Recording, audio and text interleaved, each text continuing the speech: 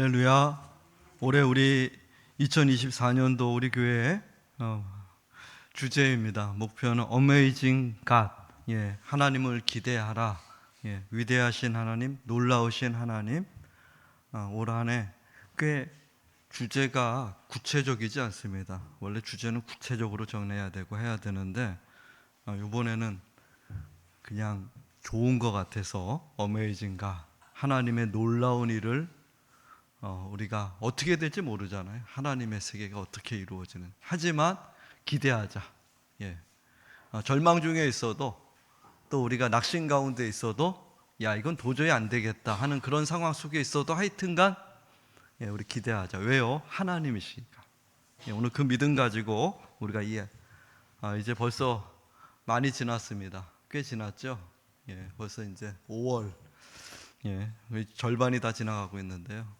하여튼간 남은 올 한 해 동안 더욱더 어떤 상황 속에서도 하나님 기대합니다. 이 은혜가 우리 가운데 있기를 소망합니다. 오늘 어버이 주일입니다. 어버이 주일이라서 여러분들 가슴에 카네이션을 달았죠. 이게 마포구청에 있는 시니어 팀에서 만든 카네이션이에요. 어르신들이 하나하나 정성 들여서 만든 거라서 딱 생각이 나서 거기서 구입을 했고 그래서 근데 제가 이렇게 차고 보니까 카네이션을 달고 보니까 생각나는 게 그렇습니다. 너 아빠 노릇 잘해라. 이게 무거운 짐 같기도 느껴지기도 합니다. 부모 노릇 잘해라 이런 모습이기도 하고요. 근데 우리 어르신 권사님들은 우리 운정청소 공동체를 위해서 불철주야 우리 교회 역사가 엄청나게 길거든요. 그 역사 가운데서 눈이 오나 비가 오나 주님의 몸된 교회를 지켜주시고 함께 하셨던 우리 어르신 권사님들 통해서 우리가 새 힘을 얻는 것 같습니다. 오늘 어버이 주일 맞이했는데 여기 앞에 우리 계신 우리 권사님들 우리 한번 박수로 한번 그래도 환영합니다. 우리 권사님들 오래오래 믿음 생활 건강하기를 소망합니다. 오늘 예배 마치자마자 우리는 야유회로 출발합니다. 이미 선발대가 가서 특공대를 보냈습니다. 제가 특공대들. 그래서 이미 자리를 다 거기 점령해 놨고요. 그래서 이미 그래서 거기서 그분들은 이제 온라인으로 차 안에서 지금 같이 예배를 드리고 있습니다. 온라인으로 예배 드리시는 분들 더 그 차 안에서 하나님 은혜가 있기를 소망합니다. 우리 끝나고 바로 출발하니까요. 교회 차는 우리 어르신 우리 권사님들 교회 차 다 타시고요. 우리 어린이들도 교회 차 타면 좋을 것 같고요. 나머지는 우리 교회 승용차들 이제 우리 장로님 뭐 집사님들 같이 가니까요. 거기 그냥 타시면 됩니다. 아무 차나 상관없이 타시고요. 그렇게 해서 같이 갈 수 있도록 이렇게 하겠습니다. 그리고 다음 주가 재직 헌신 예배를 우리가 드립니다. 강사는 최수익 목사님, 주제는 서로 사랑하는 주제를 가지고 다음 주 이 예배 시간에 11시 예배입니다. 저희가 오후 예배가 없기 때문에 11시 예배 때 재직 헌신 예배로 남녀 신도에 이번 한 주간 기도로 잘 준비해 주셔서 하나님 앞에 더 우리가 올 한 해 동안 우리 남녀 우리 신도의 재직들을 통해서 아름다운 헌신이 이루어질 수 있는 계기가 되는 그런 헌신 예배가 꼭 되기를 소망합니다. 그래서 강사 목사님도 마음으로 많이 준비하시고 우리 교회를 참 사랑하시는 목사님입니다. 오래전부터. 그래서 준비하시면서 기도로서 말씀 전해주시겠다 이렇게 같이 연락을 했습니다. 우리 남녀 신도애들 잘 준비해 주셔서 재직 헌신 예배, 아름다운 헌신 예배가 드려지기를 소망합니다. 이제 우리 하나님 말씀 함께 나눕니다. 오늘 말씀은 고린도전서 15장 12절에서 15절까지의 말씀입니다. 고린도전서 15장입니다. 우리 12절부터 우리 한 목소리로 함께 말씀 봉독합니다. 그리스도께서 죽은 자 가운데서 다시 살아나셨다 전파되었거늘 죽은 자 가운데 부활이 없다느냐? 만일 죽은 자의 부활이 없으면 그리스도도 다시 살아나지 못하셨으리라.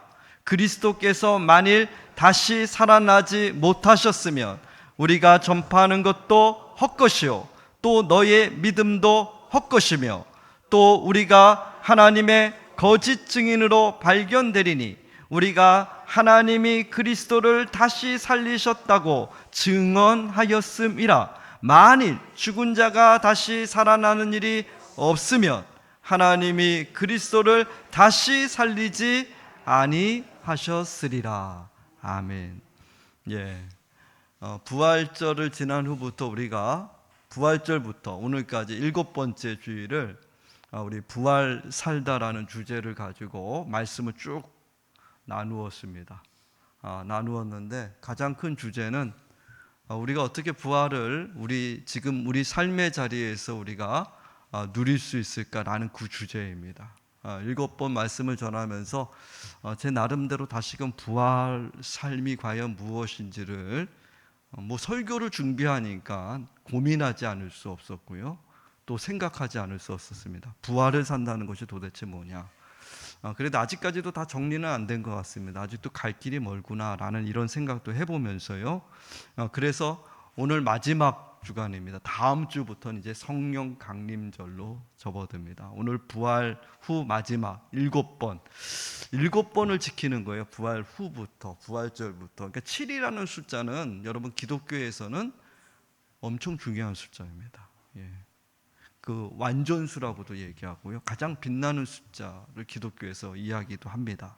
7번이라고 하는 부활이 그만큼 중요하다는 것을 이야기합니다. 부활의 삶을 우리가 매 순간순간 어떻게 살 것이냐 이런 고민들입니다. 근데 분명한 사실은 예수님의 제자들이죠. 예수님의 제자들은 부활을 그들이 경험했고 부활을 알았기 때문에 그들은 순교자의 삶을 그들이 살았다는 것이 하나님 말씀입니다. 그리고 순교자의 삶을 살았을 뿐 아니라 그리고 그들은 정말로 순교했다 이렇게 얘기합니다. 그게 바로 예수 그리스도의 부활 신앙을 가진 사람들의 모습이다 이렇게 얘기합니다. 그러니까 부활 신앙을 제자들이 가지고 있었던 그들은 그들의 공통적인 특징은 순교자의 삶을 살았다 이렇게 얘기합니다. 그만큼 부활 신앙, 부활을 그들이 알고 믿고 부활하신 주님과 함께 사는 것이 그들의 삶의 자리에서 너무나도 중요했다는 걸 얘기해요. 만약 그것이 신앙생활의 가장 큰 동력이었다 이렇게 이야기합니다. 동력이었다는 거예요. 만약 그것이 없으면은 오늘 우리 그리스도인들은 너무나도 어떻게 보면 맥 빠진 그리스도인이 될 수도 있다는 것입니다. 뭐가 없으면요? 부활이 없으면. 그래서 오늘 바울은 오늘 본문 말씀 14절에서 분명히 얘기하고 있지 않습니까? 그리스도께서 만일 다시 살아나지 못하셨으면 뭐라 그래요? 우리가 전파하는 거, 우리가 여러분들과 함께 나눴던 모든 신앙의 모든 믿음 생활이죠. 믿음도 뭐라 그럽니까? 헛것이다 이렇게 얘기합니다. 소용없는 거라는 거. 여러분들이 지금 예배 드리는 거, 여러분들이 신앙생활하는 거 모든 것들이 여러분 가치 없는 일이 된다는 거예요. 여러분들이 이 자리에 나와 있을 이유도 찾을 수 없다는 거예요. 그러니까 부활이 되게 중요하다는 거죠. 여기서 그 이유를 오늘 바울은 찾고 있습니다. 부활이 그렇게 중요하다는 겁니다. 부활 신앙을 가지고 사는 것이. 오늘 우리가 부활 신앙이 없다면 중요한 것 중에 하나는 우리들의 믿음과 신앙이 매우 빈약해집니다. 마치 우리 아이들 보면 건강한 아이들도 있지만 예전에 우리 때는 영양실조에 걸린 어린이들도 있었어요. 너무 먹지를 못해요. 그때 어려울 때였습니다. 우유 먹기가 쉽지 않은 때였어요. 그래서 우유 먹기가 얼마나 어렸으면 학교에서 급식에 저 때부터 우유를 먹기 시작했습니다. 제가 축복받은 사람입니다. 여러분들 우유 못 먹어보셨죠? 학교에서. 제가 딱 입학하니까 급식이 시작이 되고 우유가 나오기 시작했어요. 근데 제가 그때 우유를 못 먹어서 그 우유를 친구들에게 제가 나눠줬습니다.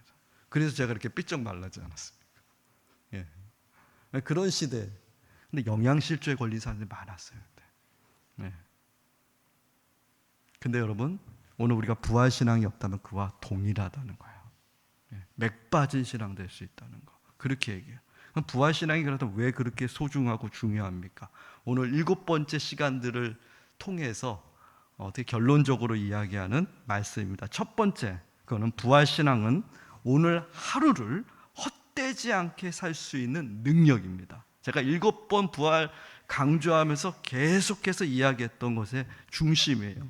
오늘 하루를 헛되지 않게 하는 능력이다, 이 말이에요. 네. 몇 년 전에 돌아가신 이어령 교수가 마지막 삶의 마지막 끝자락에서 그 뷰티풀 엔딩이라고 그러죠. 마지막을 그렇게 아름답게 장식한 분이 이어령 교수인데요. 그분의 마지막 인사말이 있습니다. 그 인사말 우리가 한번 듣고 말씀 나누면 더 좋을 것 같아요.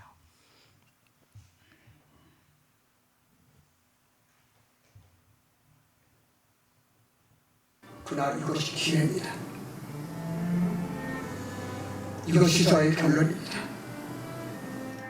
내가 만든 말 가운데는 뒤에 어린아이들이 부를 수 있는 그러한 중요한 키워드가 되는 낱말이 될 수 있는 그러한 유산을 남겨놓고 가기 때문에 여러분들이 달달하고 손을 흔들 때 나는 미소를 지으며 잘 있어, 특명생 너희들은 잘 있을 거야, 잘 있어 라고 떠날 수가 있다는 것입니다.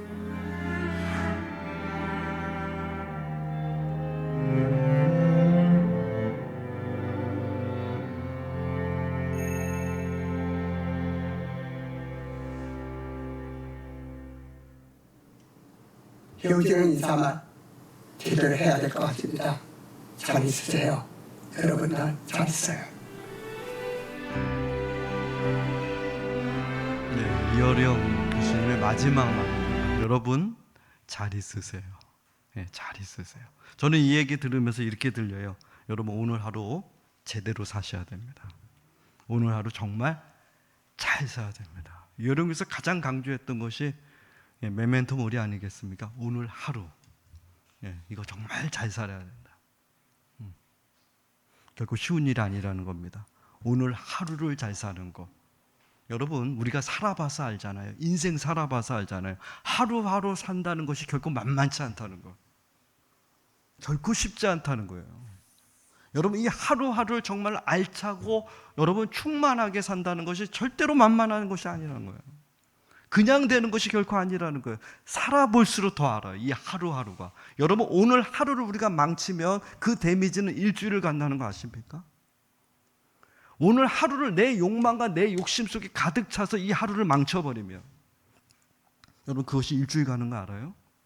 여러분 내 일상이 일주일에 망쳐버리면 그 데미지가 한 달이 가고 한 달을 망치면 1년이 간다는 것 아십니까? 이 하루가 얼마나 소중한지. 그런다니까요. 분명한 사실이에요. 근데 여러분 하루하루를 정말 제대로 산다는 거 만만하잖아요.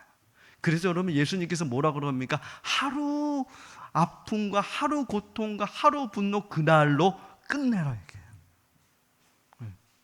다음 날까지 가지 말라고 예수님 그렇게 강조하시잖아요. 오늘 하루 그 하루 하나님의 은혜와 하나님의 축복 가운데 살라고 우리 가운데 말합니다. 근데 결코 만만하지는 않다는 거예요. 살기 어려워요. 정말 이 하루를 이 세상에서 가장 아름다운 하루하루가 뭉쳐진다면 그것이 그러려면 여러분 그 안에 얼마나 많은 애씀과 노력이 있어야 되는지 몰라요. 그냥 절대로 이 하루가 보내지지 않는다니까요. 여러분 정말 이 어려운 곳에서 뷰티풀 랜딩 마지막 인생을 아름답게 하시기 원합니까? 마지막 착륙을 잘하기 원합니까?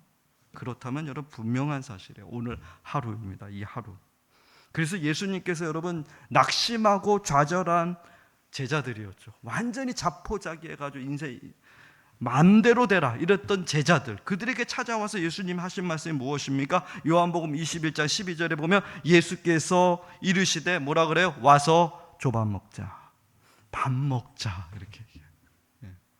지치고 힘들고 쓰러진 그 영혼들에게 예수님 와서 뭐라 합니까? 아침 먹자. 그 아침이 뭡니까? 오늘 하루 잘 살자 이 말 하죠. 그 아침 먹고 이 하루 정말 다시 힘내자. 그래서 우리 어머니들, 부모님들이 그 힘들고 어려워도 우리 자녀들의 그 아침밥, 따끈따끈한 아침밥, 오늘 하루 그렇게 중요하니까 그렇게 지어준 것 아니겠습니까?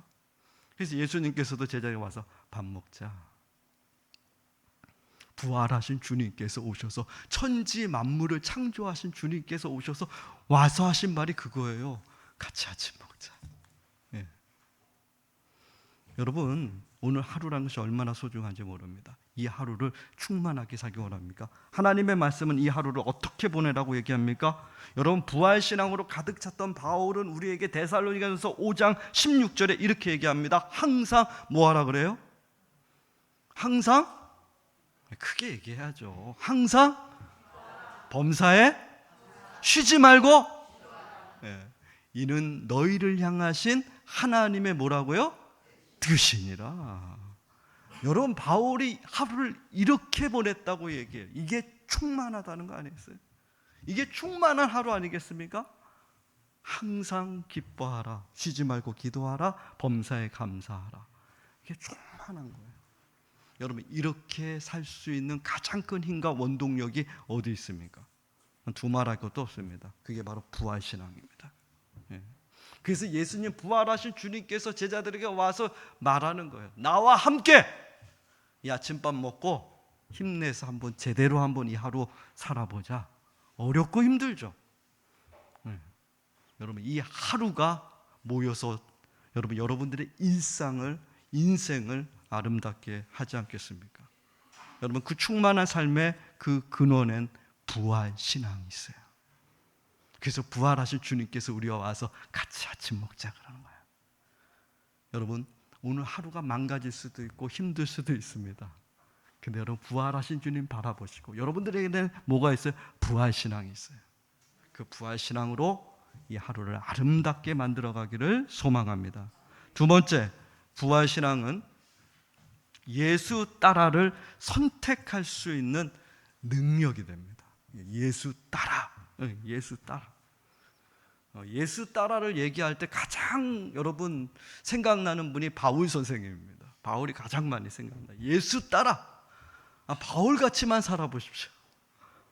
그러면 예수님 따라의 가장 완벽한 모델이 제가 보기엔 바울이에요. 바울. 예.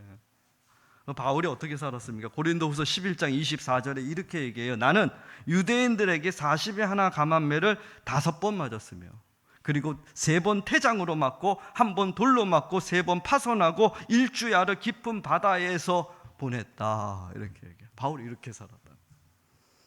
여러분, 유대인들에게 40에 하나 감한매를 5번 맞았다. 40에 하나 감한매 39번, 40번째까지 맞으면 죽으니까 죽지 않을 만큼 때리는 것이 40에 하나 감한매라 그래요. 죽을 만큼 때리는 거죠.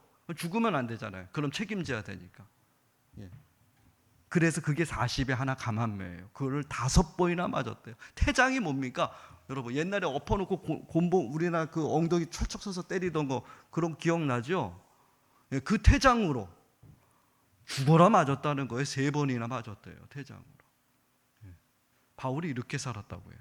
근데 여러분, 바울이 이렇게 살 사람입니까? 아니에요. 그는 대단한 그 당시에 신분을 가지고 있는 로마 시민이었습니다. 그리고 그는 최고의 가문이었죠. 학문을 가지고 있는 가말리엘 문화의 문화생이었다고 얘기해요. 히브리인 중에도 히브리인이고 바리새인 중에서도 더 바리새인이었다, 그렇게 얘기해요. 그러니까 그 당시에 유대인으로서 부족함이 없는 최고의 엘리트였다는 거예요. 근데 그가 어떻게 삽니까? 죽어라 맞았대요. 예. 태장으로 그렇게 죽어라 맞을 정도로 40에 하나 감한매를 5번이나 맞았다라고 이렇게 합니다. 여러분, 이해가 됩니까? 왜 이렇게 삽니까? 예? 여러분, 이렇게 살 이유가 있냐는 거예요. 여러분, 레위기 말씀에 보면 재밌는 말씀이 있어요. 레위기 19장 9절에 보면, 우리 수요일날 같이 말씀 산책 시간에 나눈 말씀입니다. 수요일날 안 오신 분들은 이 은혜를 누리지 못했죠. 예. 그냥 1년에 한 번 수요일 예배에 오신 분도 있었어요. 그냥 은혜를 누리는 거죠. 레위기 19장 9절에 보면 이렇게 말합니다. 너희가 너희의 땅에서 곡식을 거둘 때에는 너는 밭이에요. 밭 모퉁이까지 다 거두지 말고 내 떨어진 이삭도 줍지 말라라는 말씀. 네. 여러분, 10원 하나라도 우리가 아껴서 그거 모아서 우리가 잘 살아야 되지 않습니까? 악착같이 모아야 되지 않습니까? 근데 오늘 하나님 말씀 뭐랍니까? 내 재산이에요. 어떻게 보면은 내 밭이 그 당시에 그 모든 부의 경제적인 삶이 밭 아니었습니까? 거기서 거둔 소출에서 모퉁이, 여기 모퉁이 있잖아요. 이 모퉁이. 저 끝에 보세요. 저 모퉁이는 그거 건들지 마. 이게 하나님 말씀입니다.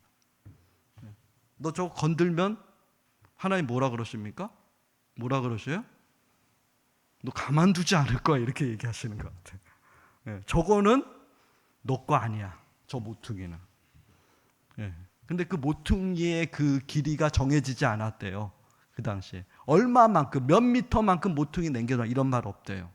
믿음대로 하는 겁니다. 하나님의 은혜가 큰 사람은 이 모퉁이가 이렇게 넓어지겠죠. 여러분들이 그런 삶을 살아가기를 주님의 이름으로 축원드립니다. 모퉁이가. 그거는 너 거 아니야. 바로 내 이웃 것이다. 이렇게 얘기합니다.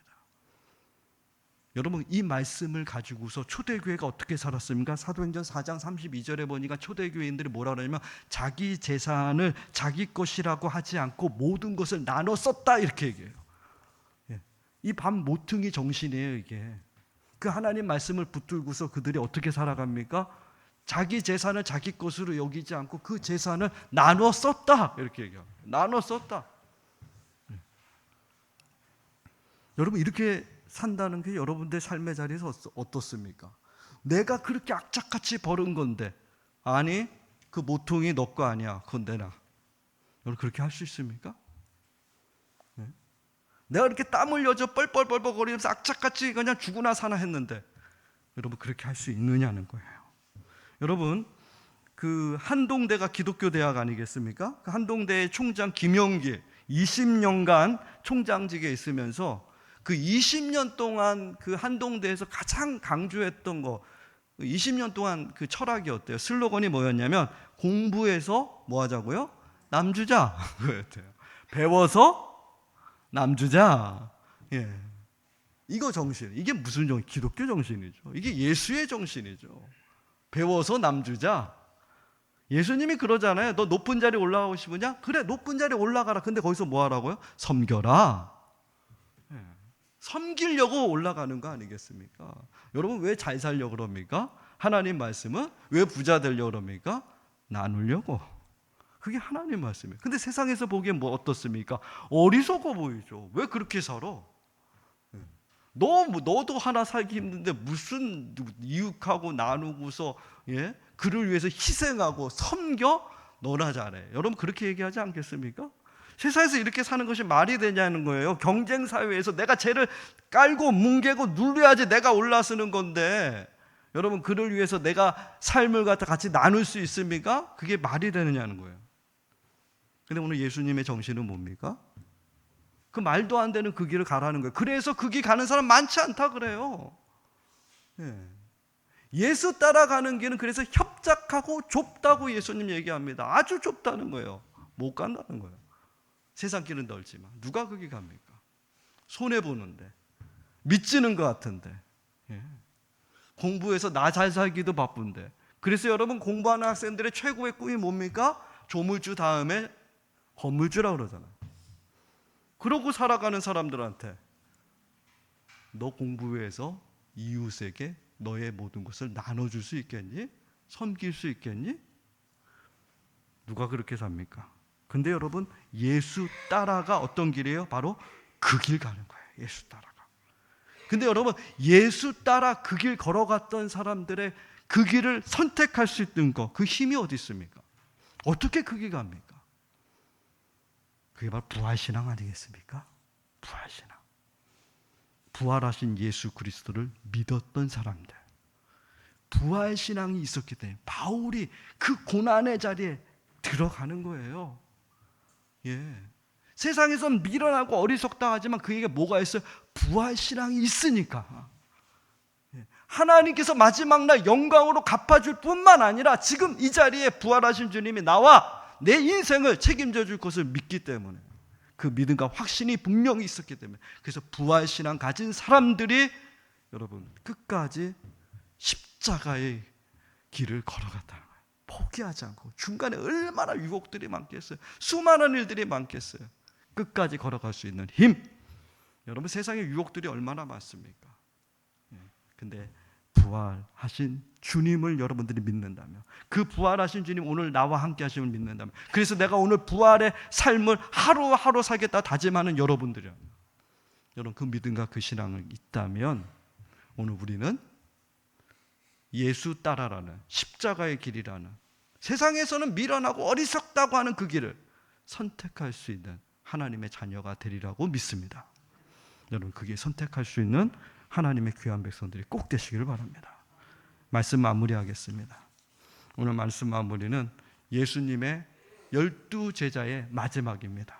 야고보라는 예수님의 제자였죠. 하나는 우편에 하나는 좌편에 앉게 해달라는 그 야고보, 최초의 순교자입니다. 헤롯에게 의해서 참수형 당합니다. 베드로, 우리가 잘 알듯이 십자가에서 거꾸로 못 박혀 죽습니다. 마태 있죠? 마태는 에디오피아에서 말뚝에 박혀 순교합니다. 그리고 알페오의 아들 야고보가 있습니다. 그는 성전에서 밀어가지고 거기서 떨어뜨렸다 그래요. 근데 살아있어가지고 몽둥이를 쳐서 죽였다 그럽니다. 그리고 마띠아, 마지막 새로 들어온 제자였죠. 그는 터키에서 복음 전하다 십자가에 못 박혀 죽었다고 합니다. 안드레, 그리스에서 십자가에 못 박혀 죽었다고 합니다. 다데오, 알페오 아들 다데오는 페르시아에서 복음 전하다 십자가에 못 박혀 죽었다고 합니다. 바돌로메도 있죠. 아르메니아에 가서 그는 살 가죽이 다 벗겨졌대요. 살 가죽 벗겨져서 죽음을 당했다. 도마, 여러분 잘 알지 않습니까? 예수님 못자국 난 손가락, 그거 내가 인도에서 창에 찔려 순교했습니다. 그리고 빌립, 터키에서 십자가에 달렸고요. 그리고 열심당원 시몬이 있습니다. 그는 영국에서 복음 전하다 거기서 순교합니다. 마지막 요한 있죠. 반모섬에서 그의 마지막 일생을 다 바쳐서 유배지에서 순교하지 않았습니까? 이게 예수님의 12 제자입니다. 예수님의 12 제자는 여러분들에게 분명히 얘기합니다. 부활은 있다는 겁니다. 부활은 진짜라는 겁니다. 그래서 그들 모두는 주님을 위해서 자신의 모든 삶을 순교의 자리로 피를 다 흘렸다고 우리 가운데 분명하게 얘기합니다. 부활신앙이 가졌기 때문에, 그들은 부활하신 주님을 만났기 때문에 일생을 순교자의 삶을 살았습니다. 여러분들 안에도 그 부활신앙이 있습니다. 그 부활신앙을 가지고 여러분 오늘 하루 절대로 망치지 마시기 바랍니다.